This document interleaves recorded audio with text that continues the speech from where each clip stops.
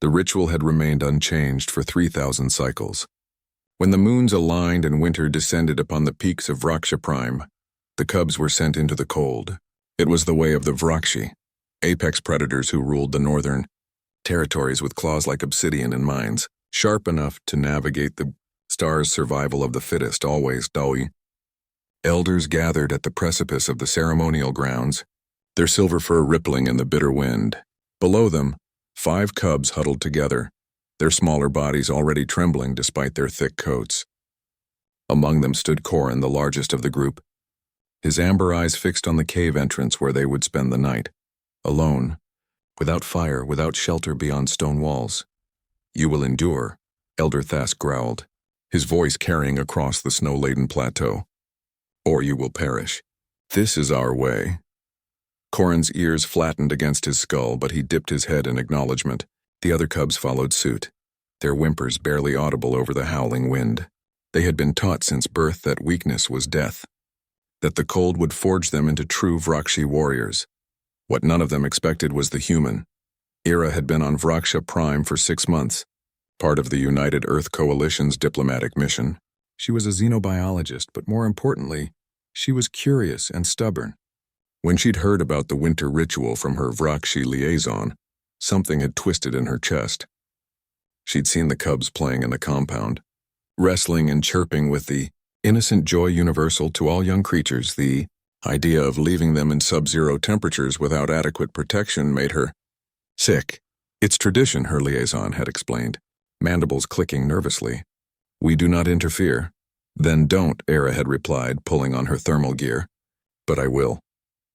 Now she stood outside the cave entrance, her breath forming clouds in the freezing air.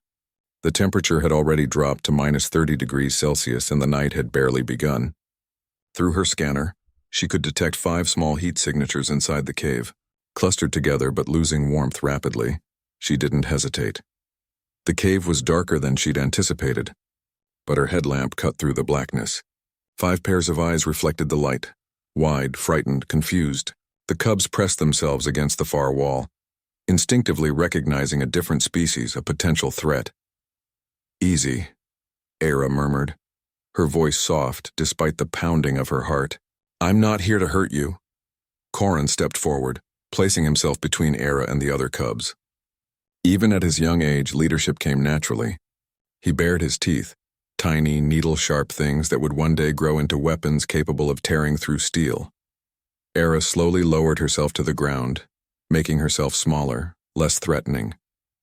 From her pack, she pulled out a thermal blanket, military grade, designed to retain body heat in the harshest conditions. She spread it on the cave floor and activated the heating elements woven into its fabric. The effect was immediate. Warmth radiated outward, a small oasis of comfort in the frozen darkness. The cubs' noses twitched. Their shivering intensified, not from cold now, but from the overwhelming temptation of warmth after hours of suffering. One of the smaller cubs, a female with a white patch on her chest, took a tentative step forward.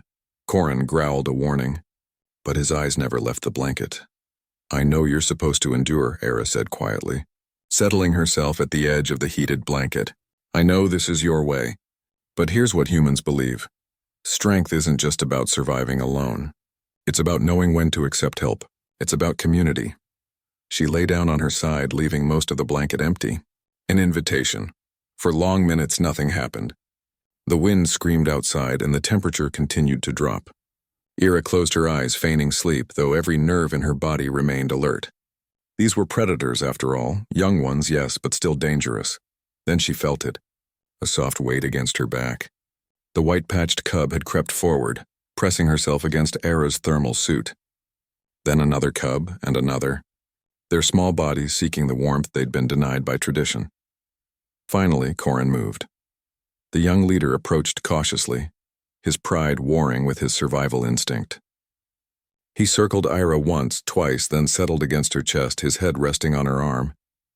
The last cub quickly followed, and soon Ira was surrounded by a pile of warm, breathing, living creatures. She could feel their hearts beating, rapid and strong. Could hear their breathing slowly synchronize. The trembling that had racked their small bodies gradually subsided. "That's better," she whispered, carefully adjusting the blanket to cover them all. Much better. Dawn broke cold and merciless. Elder Thask led the procession to the cave, prepared for the possibility of loss. It was the way. Some cubs survived, others didn't. The strong endured. What he found instead stopped him in his tracks. The human lay in the center of the cave, her thermal suit's indicators showing she'd maintained optimal temperature throughout the night. But that wasn't what made his breath catch. It was the cubs, all 5 of them alive and healthy, curled around her in a protective circle. Even in sleep, their positions were deliberate. Corin at her front, the others arranged to guard her flanks and back. They hadn't just survived. They'd thrived, and they'd learned to protect something other than themselves. "This is not our way," Elder Thask said, but his voice lacked its usual conviction. Era opened her eyes, meeting his gaze steadily. "Maybe it should be," Corin stirred, lifting his head. He looked at the elder, then at Era, then back again. Something had changed in his amber eyes, a new understanding, a different kind of strength. The young Vrashi stood and walked to Era's side, not behind her, not in front of her, but beside her. A choice, a statement. One by one, the other cubs followed.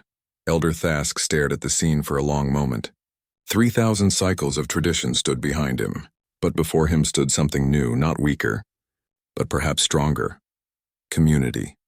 Trust. A strength that didn't come from enduring alone, but from knowing when to stand together.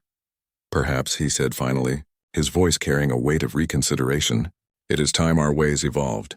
As the suns rose over Vrashi Prime, casting golden light across the snow, Era gathered her equipment.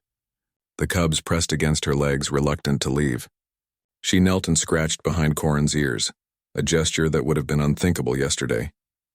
"You're going to be fine," she told him. "You're already strong. But remember, being strong doesn't mean being alone." Corin chirped, a sound of understanding, and the human smiled. Sometimes strength wasn't about enduring the cold. Sometimes it was about choosing warmth.